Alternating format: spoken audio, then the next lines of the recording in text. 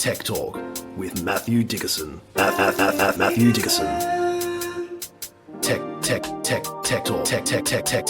Talk. Sit back and relax. It's time to talk technology. Hello, daydreamers and fortune seekers. Welcome to the lights and the sirens, the bells and the whistles. Welcome to another episode of Tech Talk with Matthew Dickerson. Now, in today's show, we're looking at the latest number rolling out of the Ferrari garage. And the good news is that it's not going to please the purists. Have you got a naughty puppy that keeps finding the weak spots in your fence line? The good news is that locating lost dogs is so much easier now than what it used to be. And move over all you air slashers, air Joe Satrianis, and air Knopflers, and air Brian Mazeses. Make way for the new breed of air drummers. Air drumming is a thing, and it's making a hell of a racket in your lounge room near you. But in order to unleash all that commotion that's ahead of us, we have to bring out our resident techspert to the microphone to make his own form of a racket. Welcome, Matthew Dickerson. Racket started. Now, today I've been attending a fascinating concept of a talk. A professor was in our area and came along to deliver a talk, and I had a good chance to talk to her before the session and then watch the session. The session was focused on specifically AI in the AI and ageing, essentially, aged care sector. Now, I'm not putting myself in that sector yet. Yeah, okay. You're putting drawing a line and putting a distance there. Just to let everyone know. But we're talking about, so AI is not something that you would essentially associate with, well, let's call it the boomer generation. Yeah. Yeah?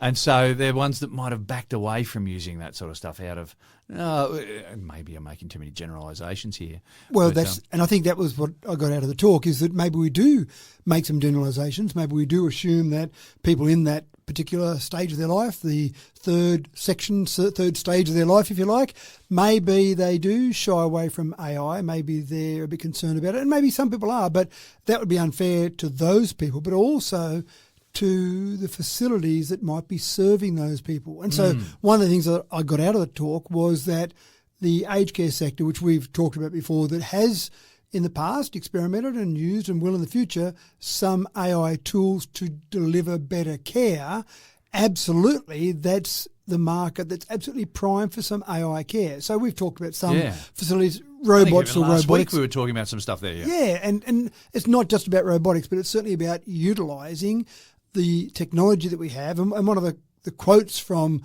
an expert in this area was that we simply won't have enough people to be able to look after all of our population because, as we know, we're getting better at keeping us alive. Yeah. But we need to have someone look after us, and the kids don't want to do that anymore. They don't want to have us live downstairs when they live upstairs and look after us in our old age. They want to ship us off to a home. And then kept thinking about that Willy Wonka story with all the grandparents in the bed. Yeah. At home.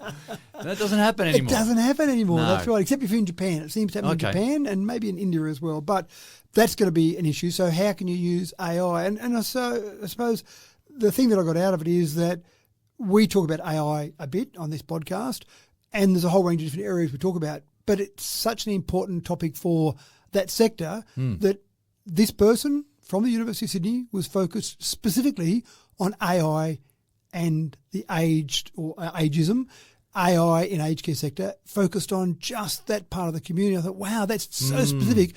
But she's not the only one doing it across the world. There's obviously more people doing it. So AI will start to get, we think AI is a bit of a niche now, AI will start to get more niched as we go on and develop it further. We talk about it in general terms. Well, it'll become quite nuanced, I think, as that AI will zoom in one way for one group of people, one demographic, and another way for others. Yeah, so it'll keep. I think anyway, keep drilling down, and the solution that we will have for different areas of the community, for different people, for different ways.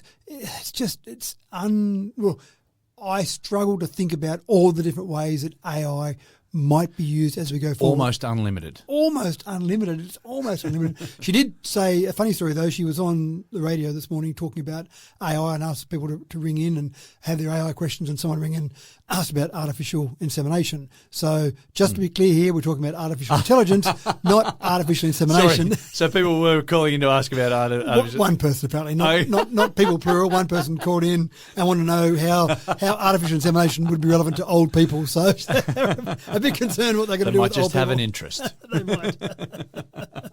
Yeah, so it is fascinating, and I get excited and maybe a little bit scared about what we're going to be talking about when we talk about AI in a year, in 2 years, in 3 years' time, because it's just exploding and so many people are focused on it. For sure. All right, folks, it's time to zoom in on our stories for today. Now, what's your sleep number? Should I ask first, do you even have a smart mattress? Do smart mattresses even work? I've got so many mattress-centric questions to ask. All that I know is that a good night's sleep is worth every cent that you pay for a mattress that works, and that makes modern mattress technology very big business, if you ask me. Now, most smart mattresses rely on varying pressures in airbags across the mattress. But there's a new model out now that's rewriting the book on smart mattresses with digitally adjustable springs. Now, is this really the dream solution on not worth losing sleep over, Matt? It's definitely not worth losing sleep over. We spend not enough money on our mattresses, I think. This seems like an expensive mattress to me. This one I'm going to talk about. Sorry, you're saying you're going into mattress sales now? We are apparently, yes. I'm not going to say a brand name, so just no cash for comment here. But this mattress we're going to talk about without mentioning brand names is getting up close to $10,000, which seems expensive to me. Yeah, but then I think, exorbitant. But we spend almost a third of our lives in that mattress, so maybe it's not such a bad thing to spend a bit of money on the mattress. But this one, as you said, doesn't rely on air chambers. It relies on springs, somewhere in the vicinity of 100 or more springs across the mattress, and those springs are then adjusted individually. So what happens is... Well, I've heard, just to talk about the other method was with the airbags. Yep. Some people have said it's a bit like sleeping on an air mattress with various airbags in it.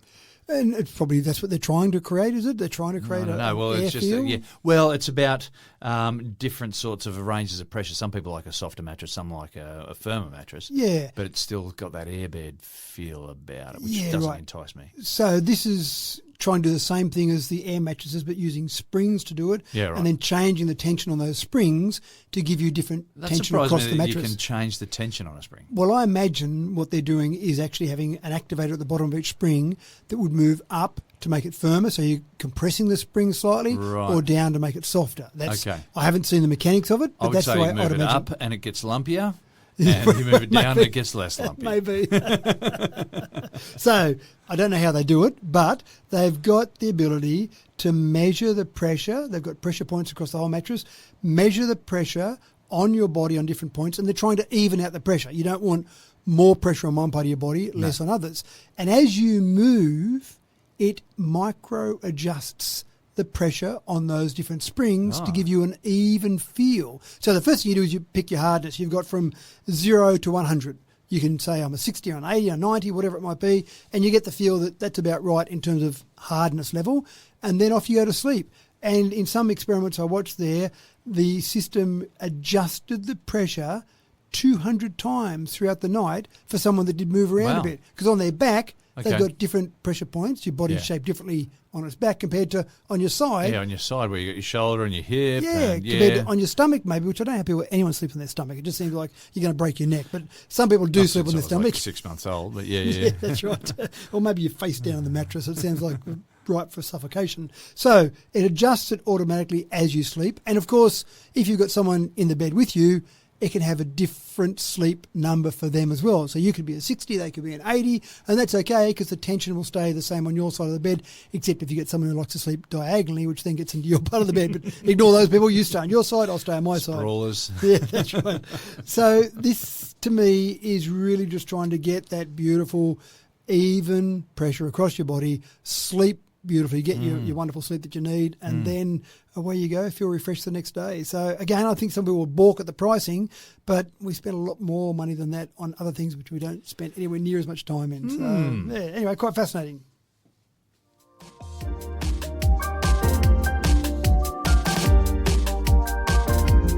So the responsibilities that come with pet ownership these days has shifted up a gear now that technology is well and truly off the chain. Pardon the pun. In neighbourhoods the world over, there is already round-the-clock street and yard surveillance coming from people's doorbells, for example. DNA registration is becoming increasingly popular, so the offshoot there is easy and convenient poop tracing. Matt, if I really want to know who keeps leaving that odorous gift near my front tap on my lawn, I'm not going to need Sherlock Holmes anymore.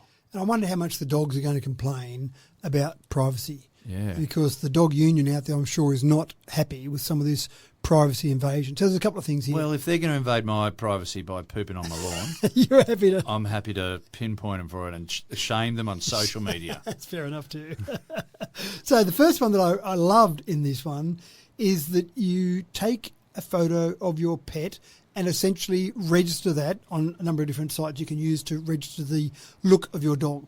And then if your dog ever goes missing, forget the old days when you'd print out a flyer and stick it on every power pole and light pole in your neighbourhood and say, have you seen Rufus? Then you just go onto your app and then say, I've lost my dog. What then happens is Ring doorbells, for example, other electronic doorbells are seeing information that goes past it, including dogs, and says, 57 Somewhere Street, I just saw that dog go past. So a doorbell can pick that up. Shelters, if you've got various shelters where people pick up a dog and take it into a shelter, they're as part of the system, depending on what part of the world you're in, but they're part of the system as well. Yeah. So they'll say, yep, we know that dog, and James just said he's lost this particular dog. So you're getting the look, the facial ID, the facial recognition of this dog is registered in various systems so it can be picked up. So I thought that's not a bad way pretty to keep clever, tracking a dog. Now, we've got microchipping in Australia, so presumably if a dog is lost and it's taken to a vet or taken to the pound, then it can be scanned and then see who owns the dog. But not everyone microchips their dogs. They're meant to, and not everyone takes a dog to a vet or a pound, but they might be still running around the neighbourhood, getting up to all sorts of no good. That's right, yeah. So that being spotted by a camera that is attached to AI and can recognise that sort of stuff and then send out a bulletin to whoever needs it. To the person who owns the dog, that's right. So people are worried about the privacy of just a doorbell monitoring everything. Well, if you're worried about that, don't get a Ring doorbell or don't get one of those branded doorbells, because they're doing that now. They're try not scanning to walk information out the front of other people's houses. Yeah, so keep your clothes on at least when you're doing that.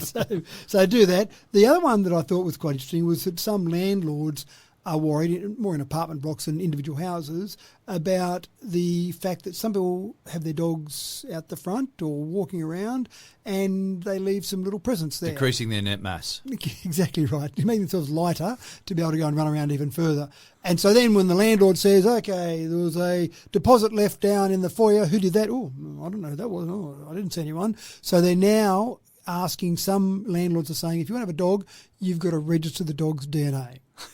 And so once that's on the system, then you find a deposit there and you just go and scan that deposit and you can say, oh, this DNA, this is Mary's dog. So Mary, you've got a bit of a... And from what I gather, that DNA is still reliable even when this poo dries up. Yeah, that's right. It'll be reliable for up to 2 years. Yeah, right. That's a dry poop. You're probably not going to leave it there for 2 years, are you? So again... We'll catch that guy. That's that dog.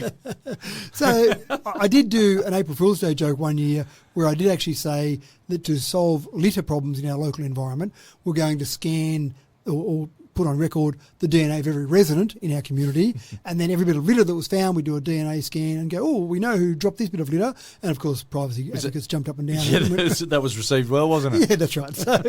So the dogs may not have someone as defensive as maybe the people were, but I always come back to, if your dogs are going to leave a deposit somewhere, you've got nothing to worry about. Yeah, so, but that's right.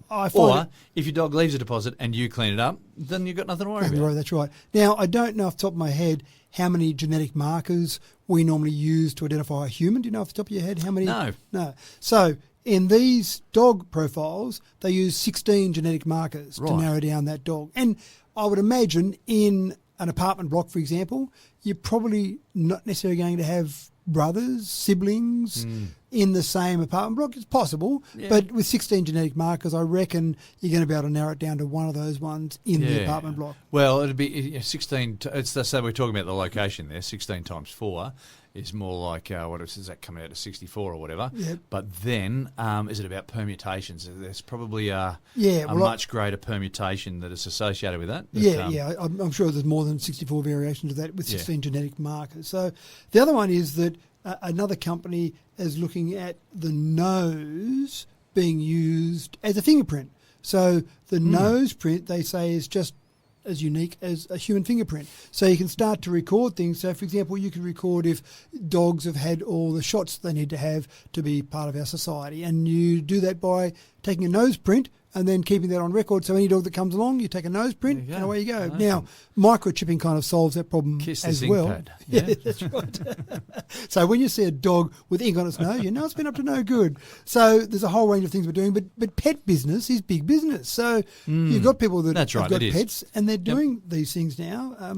So pet ownership, I think, is going to be more and more involved with biotechnology, and you've got to be prepared for those unions to get involved with the privacy advocates. Watch this space.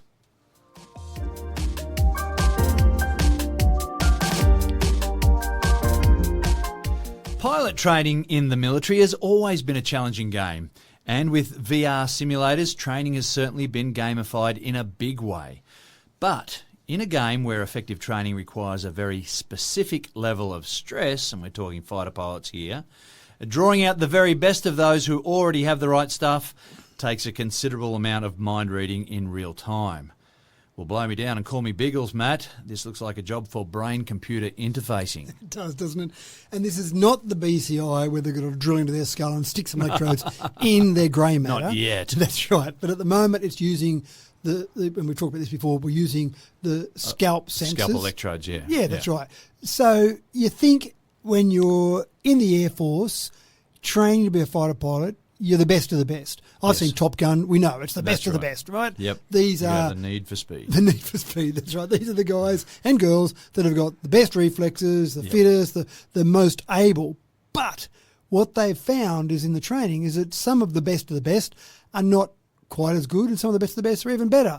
So some of these pilots go, it was pretty easy. Those exercises we did today, that was flying at 50 feet off the ground and shooting on targets and avoiding. Well, that was easy. So how do they tailor the training? Because they want to maximise the output or maximise the effort for all of these pilots, not just go and do something that's hard for most of them, because some of them find it easy. So that's where they brought in not just VR, but they've brought in VR with some brain-computer interfaces that's sensing how hard their brain is working. How much they've been challenged. That's right. And for the ones then that aren't challenged enough, they give them harder things. Now, again, it's in a simulator, so they're not going to crash and destroy themselves and to destroy a plane or eject and all the rest of it. So it's in a simulator. So if they're finding it easy, and they're finding it easy because the brain activity is not that great, they go, right, gee, James is better than we thought. Give him some more stuff. Give him some more challenges. He's only got 2 people on his tail at the moment. Go and give 10 people, make him avoid 10 and then still chase down that target or whatever it might be. So, again, when you think about... I am that good, by the way. Yeah, obviously. When you think about fighter pilots and the brain activity they have, then there's a whole range of other uses, I think, for this. But I thought this was fascinating. So it's the Royal Netherlands Air Force that are doing this at the moment as we speak, right this second, with 15 trainee fighter pilots. And they're basically doing this work with these electrodes on their head while they're doing all these challenges. So amazing. It is. It's quite fascinating. But what I love about this is I want to be able to have my brain computer interface without drilling into my skull. I'm not sure if I love that idea. So I want to be able to get them to develop it far enough that they can read my mind exactly. They can go, yes, he's thinking about chocolate ice cream at the moment. Or, I want to know exactly what I'm thinking. That was a simple, easy guess. You're always thinking about chocolate ice cream. That's right. You're on to me. So if they develop it at the level where they can see how challenged fighter pilots are, it won't be that long before you just put an electrode helmet on your wife and actually finally work out what she's thinking. So We're close. We're close. We're close. Yeah, it's quite fascinating.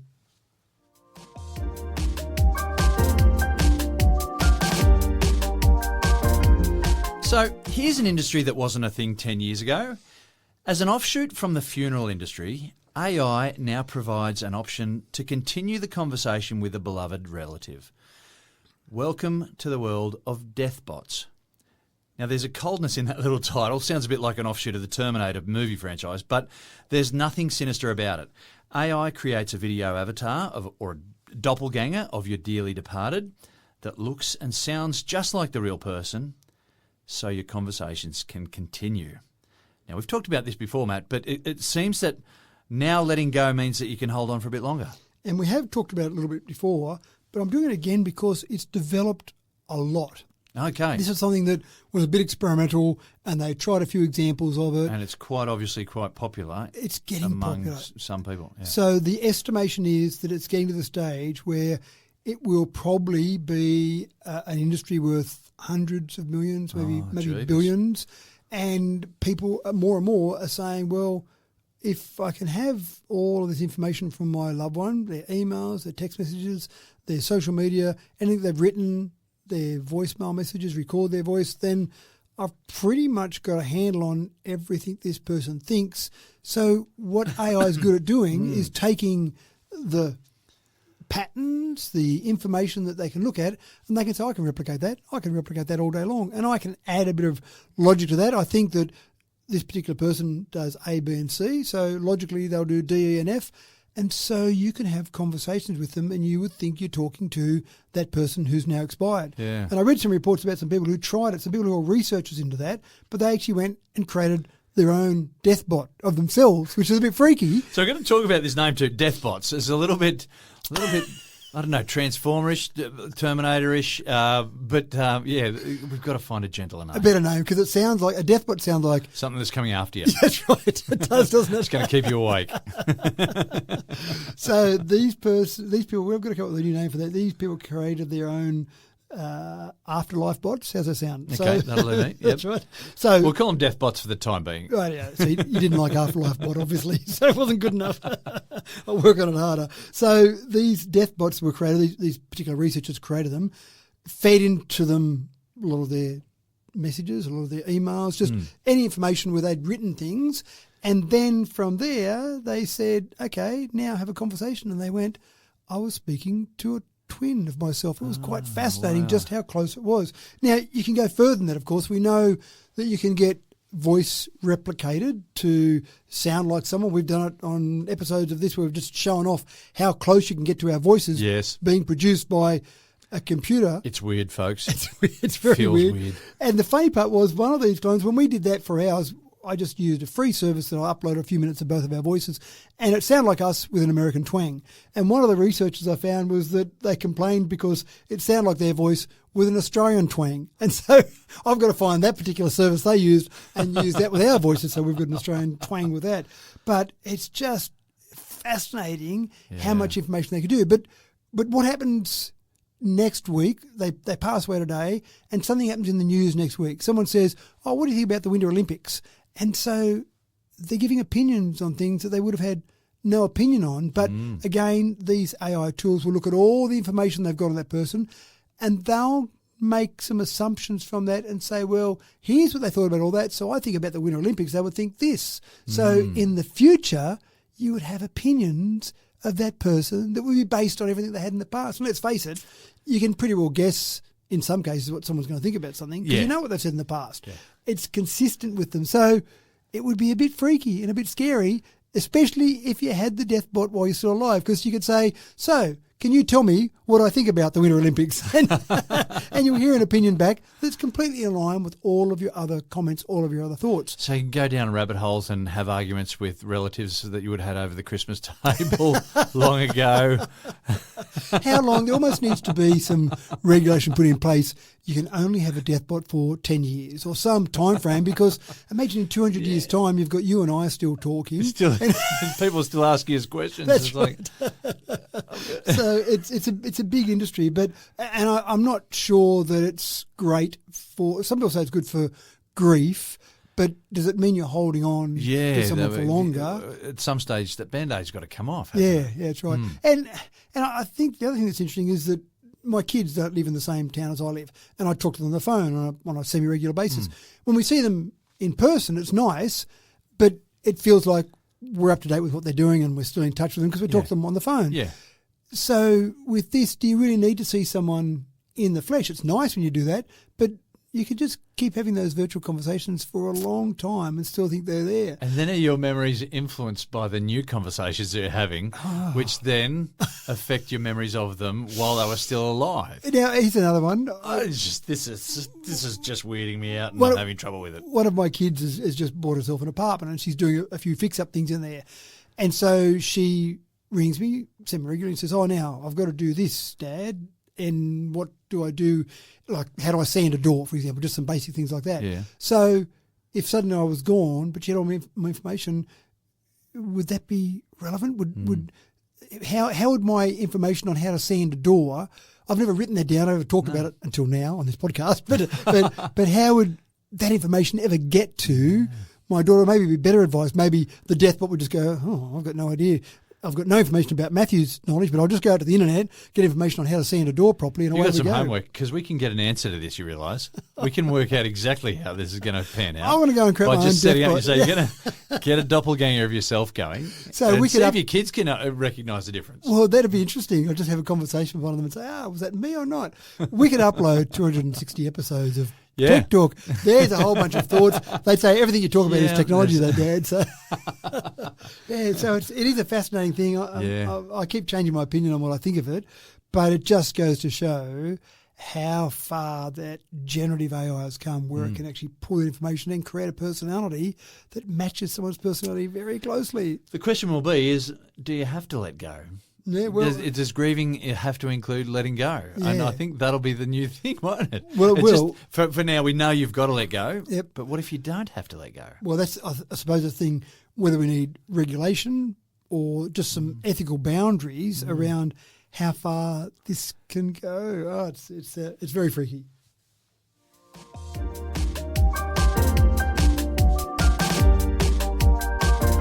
Prescription hearing aids have come a long way in the last 10 years. A key inhibiting factor in take-up over the years has been how clunky and obvious the old models were. Some people just preferred to suffer in silence because they were just too embarrassed with those older models of hearing aids. But in 2026, hearing aid technology is upgraded and downsized. The new generation of hearing aid fits so snugly in the auditory canal, you'd only see it if you were looking specifically for it. So, Matt, again, good things come in small packages. They do in this one, and it's 1.68 grams, this particular model. You wouldn't even know you're wearing it. You wouldn't even know. And I think if you had a bit of hair that went near your ear, it would hardly be noticeable at all. It's in the canal, in the ear canal. It's got a little bit of wire that comes out and just loops over your ear, and that's more for keeping it in place, but also an antenna to be able to transmit the data. This is Mission Impossible sort of stuff, yeah. Well, it is, exactly right. But I think you're right that some people have been a bit self-conscious about having some sort of hearing aid in the past. Might be a big clunky system on their ear, or it's really obvious. And so people have probably stayed away from it. I'm not sure why we're okay with glasses. No one seems to be concerned about glasses, which are much more obvious than a hearing aid. But there's an aesthetic about glasses that's different to hearing aids. I think I can understand it. It's just about the aesthetic. Maybe we should make them bigger and groovy. Is that it? So, well, there are a lot of people who wear glasses because, there was a period there where you had a couple of choices for your rims, and black and thick, were really, obvious, and people just didn't want to have anything to do with them. And I don't know. It's all about the style at the time, I guess. So people say, "Gee, I love your new glasses, James." So, really. So what people need to say is, "Gee, I love that new hearing aid. That really suits you. I like what you've done with the hearing aid." So maybe this story is completely wrong. Maybe we need to be saying, don't make them small. Don't make them 1.68 grams. Have it sticking out your ear. Make it like Dumbo. Make it big. You want to have bionic hearing with your big Dumbo ears sticking out there, so you can hear what someone's saying at 100 metres. And big, we've got those horn rim glasses. You could have horn rimmed hearing aids. You could match your glasses to your hearing aids. They can come as a set. You could make them look like wings, like the Flash has got, or Captain America. Or someone off Star Trek, maybe. Maybe you have it sticking out the top there. So I was going to talk about how wonderful this technology is, but now we've got it all wrong. No. We need the bigger. Bigger and better. No, right. No, but it's so small. Yeah, good things. 1.68 grams, sits right inside your ear canal.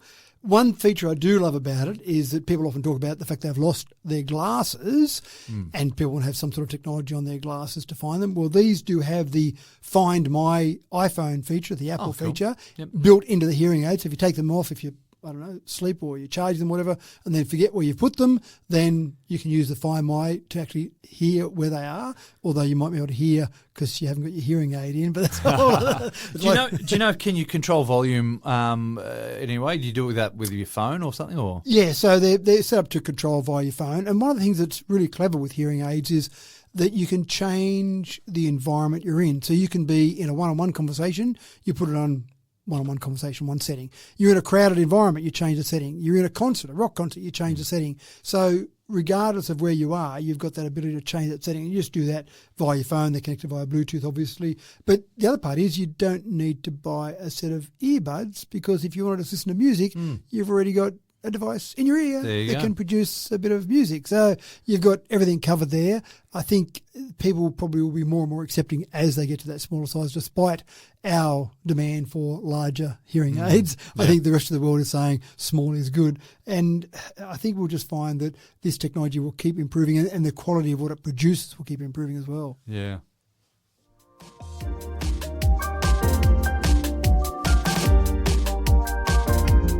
We all take a lot of photos these days. Now, in the days of film photography, you'd wait for those special occasions and you tried to frame up something a little bit more carefully, something worth saving for the memory. Well, nowadays, phones are loaded with thousands of shots you'd never look at again. And if it weren't for the old on this day sort of app reminders, you'd never look at them ever again. The art of photography that we all gave at least a bit of thought to 30 years ago has been replaced with AI-enhanced digital shots now, and everybody's taking exhibition-worthy photographs all the time. So you can't just check everything. But Matt, with AI correcting errors and filling in the gaps, is there a chance that we're being gaslighted a little bit by AI? It's a big, so it's a doing big accusation. touch-ups. Yeah, it is a big accusation you're making, gaslighting AI. So it's cheating, basically. What you've got is physics trying to be gotten past. You've got a little tiny lens with a little tiny sensor. You look at a normal SLR 35mm camera and you've got... It's got a big lens. Yep. And it's got a big sensor. So that big lens is going to have more light coming into it. The sensor at the back is going to have more light hitting that. So it's got to have better detail. But you see these little tiny lenses on a phone and you go, wow, look at that photo. Yeah, so, they all look so much better quality these days. They do. And so they're cheating. They use what's called computational photography. So when you go click, you're taking up to 10 shots in that one click. And then the phone, using some pretty powerful processing on board, stitches them together, blends them up and says, here's the best of those blended, but gee, it's not quite sharp enough. So you know what? I'll just fill in between the pixels and make it look like it could be making stuff up. Correct, and that's exactly what it does. It makes stuff up. So it's doing all these calculations. It saves it. You look at that and go, isn't that crisp and sharp? But if you actually compared it to a proper photo with a proper large lens on a normal, it could be a digital camera, but on a normal camera, you'd go, gee, that one's slightly different. Some bits there are missing. So that guy's missing his wedding ring. Did he really take it off? Or did AI just miss that detail? Move it all together. So hopefully it's not something that big, but it might be a little pimple or a little blemish on your skin. But the example is Samsung brought out their 100 times space zoom camera on their phone. So you point it at the moon, you take a photo and you go, wow, look at that. And that is absolutely cheating. So we can't see from our eyes craters on the moon, for example. No. We look at a white spot in the sky and that's about it. And when you do take your Samsung phone and point at the moon and take a photo, it puts in details showing craters and shadows. You look at that and go, wow, that camera's so good. But it's been shown that... And then you look at a proper shot of the moon, you go, hang on a second. It's not quite the same. Is it the same moon? But it gets worse. If you take, and anyone out there with a Samsung, with a new Samsung phone, do this experiment. Take a photo of the moon. So just a normal piece of paper with a photo of the moon, or even something on screen that's got, looks like a dark night sky with a moon. Take that, and the Samsung goes, oh, I know what this is. This is a photo of the moon. I better make sure I make it look really detailed to show off my camera technology. it basically drops in a replacement moon with all that detail. So you take a photo that you know has got no detail on it, and the camera gets tricked into thinking that's actually the moon. I better make it look good for these people. Gaslighting. Gaslighting, that's right. So next thing you know, you'll be taking the photo of the moon and you'll be able to see the American flag sitting on there. We cannot believe anything anymore. I just took that photo. So, why have I got a different moon on there? Now, I've made... So that's it. So you take a photo of the Eiffel Tower or the Pyramids of Giza. Well, I think... And what you see might be different to what you was presented in your photograph. And the moon is a special case. The moon is set up specifically on the Samsung to make it look like this camera is better than any other camera on any other phone. So the Eiffel Tower, etc., will still fill in gaps. You can take a photo, just provided you're not taking photos of the moon. That's right. But it's still filling in gaps. It's still making up stuff in between the pixels. Yeah. But I've made the joke before that in the movies you see a photo that's taken from a satellite and you see a blurry car with a blurry number plate, and then they hit the button, which I've never seen in the real world. We need to enhance this. That's correct. And then suddenly the camera turns a blurry photo and a blurry number plate into a perfect picture of a number plate. And I've made the joke that you can't do that, but you can now. You can go enhance button. It's just doing it. You don't even need to hit the button to say enhance, but it's filling in the gaps. It's making up the stuff between the gaps. It's enhancing it whether you like it or not. That's right. I just wanted a blurry photo. So it's combating blur by basically putting in all these extra pixels, and all of them do it. So it's not, I did pick on Samsung a bit there, but it's all of them that do it. Because what you want to do when you're trying to buy that latest phone, they all do the same things. Oh, look, the camera might be different. So you take a couple of photos with different cameras. Oh, look at that. That is so sharp. That's so crisp. That's the phone I'm going to buy, even though it's not reality. So you might miss a few blemishes on there.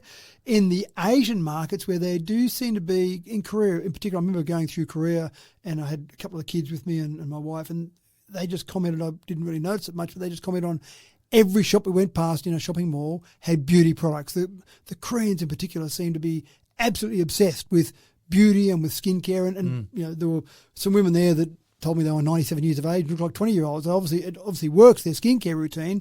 But in some Asian markets in particular, these phones are shipping with AI beauty filters that are just enabled by default. You buy the phone, take a photo, and that old wrinkly skin becomes perfectly smooth 20-year-old skin. So it's happening all the time. And I just wonder whether it gets to the stage where we need a feature that says, give me the raw photo. There are, and I say that, there are cameras that give raw photos. They take very high-resolution raw photos, but no one ever uses them. They just use the normal filters have become so common. Yeah, that's right. So nothing's real anymore. Nothing is real. I'm not real here, sitting here. You know that, folks. This is just AI, obviously, filling in the gaps. We just said hello and goodbye, and then it's just filled in the gaps. It's filled in all the gaps. That's right.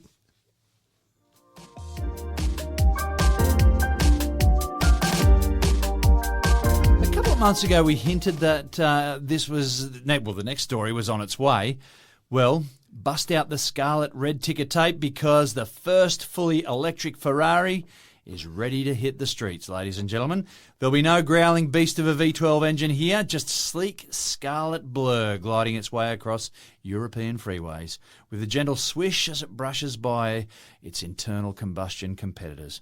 Matt, the high-end luxury sports car market could not hold back the EV tide any longer.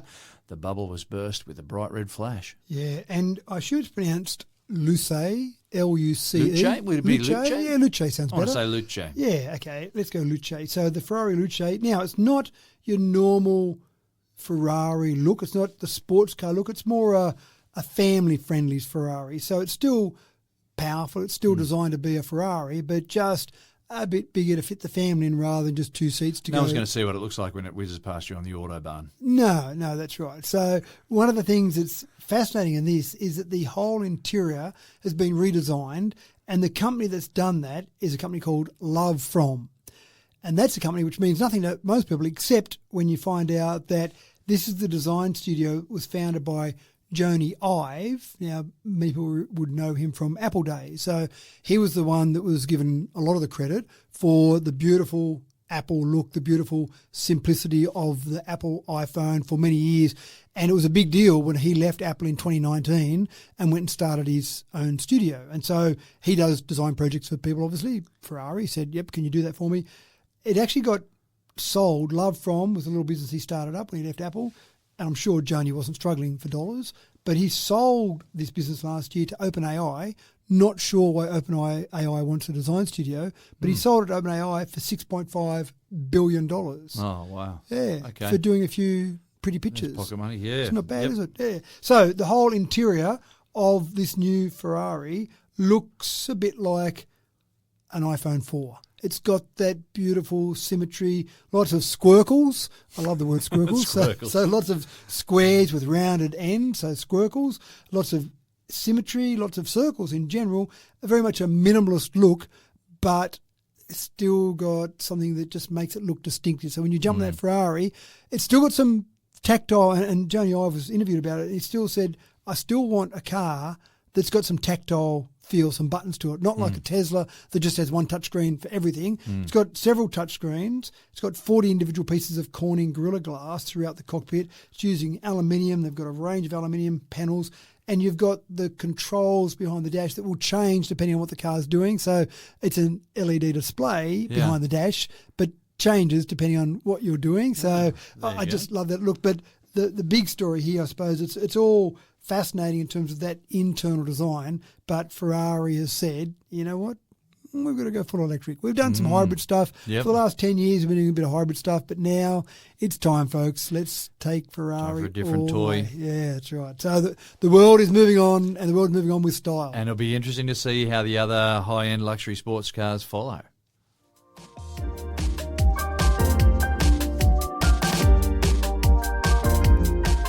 Now, anyone who knows you, Matt, knows that you can rock out an air guitar with the best of them. An air guitar is where you feel most at home, and we all know that.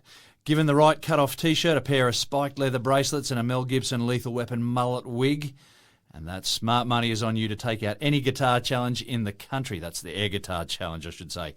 Just name the pub, folks. But sadly, Matt, the age of the air guitar is dying now. Air guitar has become so passé. So last year, it's time to make way for air drumming, but folks, air drumsticks make a noise. No skins required. It's fascinating, isn't it? So you just got the sticks, and you're playing the whole drum fill, and it's making noise, and annoying the neighbours. So this is interesting because when we had our kids growing up, we said we want them to learn an instrument. I think that's a good idea. And the first couple of kids, piano, that was fine. So we bought a piano that was electronic, so not a synthesizer. It was a full piano, had the full feel. We got advice from some music experts and it had the full feel of a normal piano. But the greatest part was you could plug in some headphones and they could practice to their heart's content, and we didn't get too annoyed. Then by the time we got to our third child, he said, the guitar maybe sounds a bit more exciting than piano. I went, okay, that's fair enough, because a guitar, electric, that's pretty easy. We can still do that, and we can basically have no sound. So you've got to plug it into your amp to make sound. Meantime, plug it in your headphones, that's great. So he did that for a couple of years.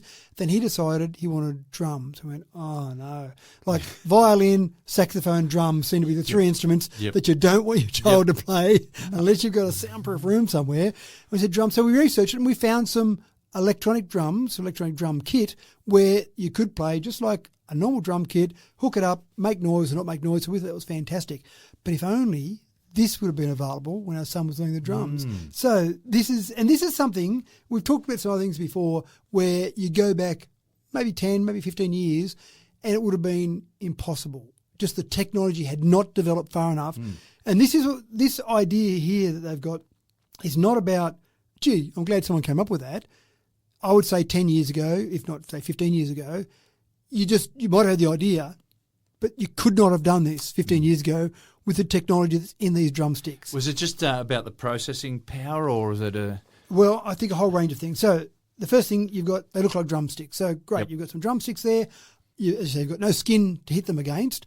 So the first thing you need is some sort of motion sensor, so you know how fast you're moving the drumstick, whether you're just doing a light tap because you've got a little jazz number, or you're doing some heavy rocking. You want to know how hard you're hitting that drum against, well, nothing, but how hard you're swinging that drum. So you need a motion sensor that's small enough to fit inside a drumstick and still be able to give you some accuracy in what it's doing.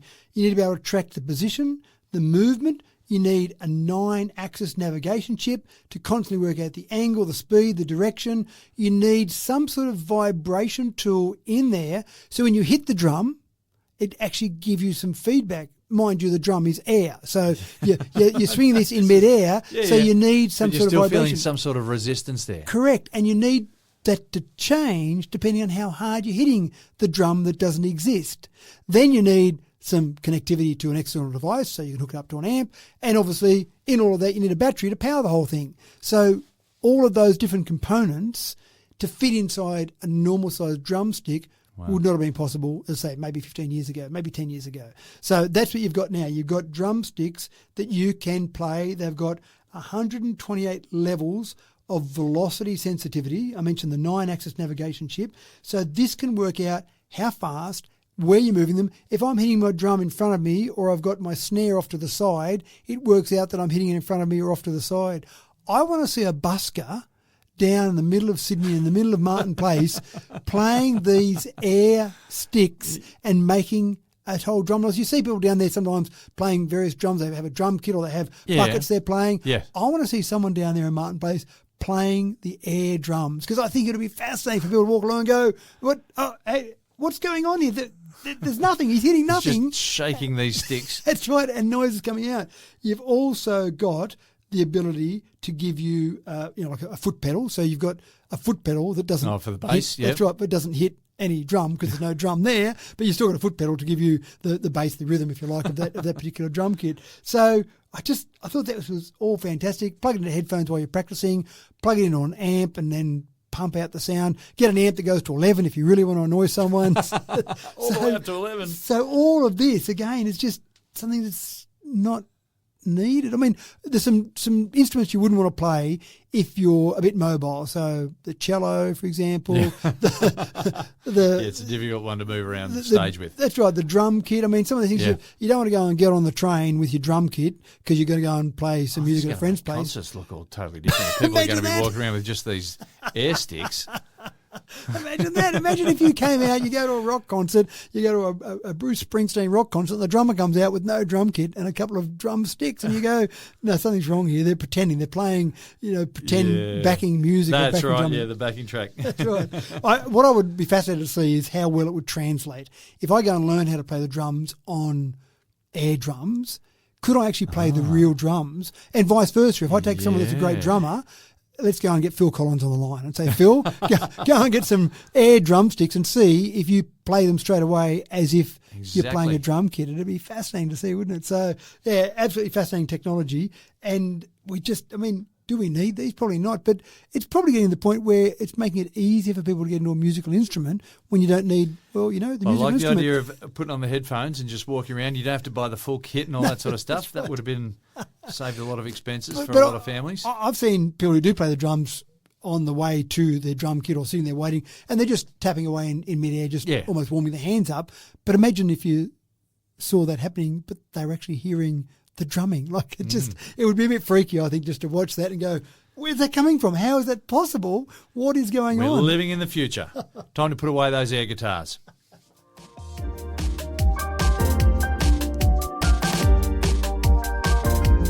Now, I had a number of jobs in my time at uni, but perhaps the least interesting job was where a couple of times I had to count people getting on and off trains, entering and exiting the station. I did it for a local council. I had a row of counters, and if you hit one, if they stepped out of the train and turned left, you hit another one if they turned right, another if they arrived from the stairs, another if they... you get the picture. Not a very stimulating job. I imagine it was hard to get people to commit for the people who actually needed that data. They need more suckers like me, I guess. Well, I showed them. Sometimes if it got too busy, I just punch all the buttons randomly without even counting. Yeah, baby, that's me, rebellion all the way. Matt, city councils need traffic data, though. So in 2026, there's got to be a better way than employing some idiot with a clipboard and a row of buttons. And so you tell that to the kids today that one of the jobs you did at uni was counting people off trains, and they don't believe counting you. cars turning at intersections. I did that too. You had some great jobs. So I thought I had some good jobs at uni, but they sound great. Whatever gave me a little bit extra cash. That's right, and you probably got paid $2 an hour to do it. It wasn't very much. So I wonder how, I know you're a very trustworthy person, but I wonder how many other people employed like that just went to the pub for the day and then filled in some numbers. That's right, and handed it back in. You had to hand it back with the counter showing the number as well and the record on the paper. You go to the pub and just punch the numbers on the that's counter. right. Yeah. You could hand it round, get other people to punch numbers in as well. I'll just go to the toilet. Can you do this for half an hour? So I'm a big fan of data. I love analysing data from a business perspective. And on people counting alone, over the years, I've always had different types of counters in my businesses. Back in the old days, it used to be a little device that sat there near the door and it would count over with a beam, and you'd have to go and get that device once a month and write down that number or reset it. I can't remember exactly what I had to do with it. And then it progressed to the point where it'd do it automatically. You could go into the cloud and look at that data. And I've gone now to ones that I'm pretty impressed with that started counting people with cameras, so it would actually look at people. So the problem with the beam counter is you and I walk into the store beside each other, it counts as one. Whereas the cameras over the top of the entrances to stores will count you and I as two. The latest cameras I've got in my businesses actually count male, female. They count adults from children based on their height. So they're making an estimation that children are typically below a certain height. So it's not perfect for that. Guessing my age as well when I visit. Well, I reckon it could probably do that. I haven't seen that yet, but based on the way someone walks, I reckon the AI would be clever enough to do that. But at the moment, all I can break it down to is pushing a pram, coming in a wheelchair, male, female, and age. When I say age, adult, child is basically, So that's fascinating data. You also get, which I love, dwell time. So looking at those cameras coming in, it'll work out how long on average people are spending in your business. Dwell time. So that's expensive. Lots of interesting data there. That's right. Expensive. You go set it up in the ceiling. It's mounted hardwired, all the rest of it, but good for a business that wants to do all that. This story is about just random foot traffic that you might need somewhere. You've got a concert on, you've got an event on. I'd love to know how many people. The kids today, they're not like James. They don't want to sit there and count how many people come through the door of this event. How are we going to find this data out? And this little device is called PeopleSense, as it sounds, people, then S-E-N-S-E. So it's a little device, IP68 rated, so you can put it outdoors, obviously, and it will just count people. It's got battery life, so it doesn't need to be hooked into power. Battery life that'll last a couple of years. It'll upload the data to the cloud for you. So essentially, it's just a little people counter that you can put anywhere. And I know in some other jobs that I've done and some other work that I've done, sometimes we're trying to find out how many people are using a particular trail, like mountain bike trail or walking trail. How many people are using a walking track around the river? How many people are going to an event that we're putting on without having to put someone there to count all the people that are going and doing that. So this sort of device, which is cheap, $200 we're talking about, small, it'll attach on basically anything, probably unobtrusive enough that someone's not going to go along and vandalise it because they wouldn't even recognise that it's there. Yeah. It's amazing how far we've come in this sort of ability to do that. It's not using, I talked before about a beam, it's not using a beam, you only need one. It's not using cameras, it's actually just using passive infrared. So it needs to be people within a few metres of it. So you can't have a wide opening, but you can have multiple ones of them. And it would still get tricked by two people walking along side by side. Right. But if you just want to get a gauge, not an absolutely accurate number of something, if you want to get a gauge of something, you can do that. I mean, you can even have it set up, if you're putting an event on and you wanted to know how many people are coming through because after a certain number, we realise we need more people on the merchandise stand. Or we realise we've got certain numbers that we need to have security for. Once it goes over a threshold, we need to add security guards to it. A whole range of different ways because I love data. What you do with the data is separate, but I just love getting data for things to make sure you make decisions with data. And my staff, they'll tell you that I quote this to me so many times, they'll come and ask me a question, and my answer is, what's the data show? Oh, well, I just thought, well, what's the data show? Tell me the data. I've got the feels. That's right.